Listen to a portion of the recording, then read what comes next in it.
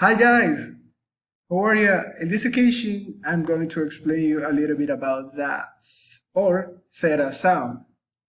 Well, the sound it's classified as voiceless, interdental, and fricative, which means there's absence of vibration because you don't use the vocal cords to make that sound. Also, it's fricative because that sound it's produced by high pressure air flow between a narrow space in the mouth. To produce that sound, you have to stick out your tongue a little, like that. I know this can feel very unnatural if you are not used to it, but it's important to make that sound correctly.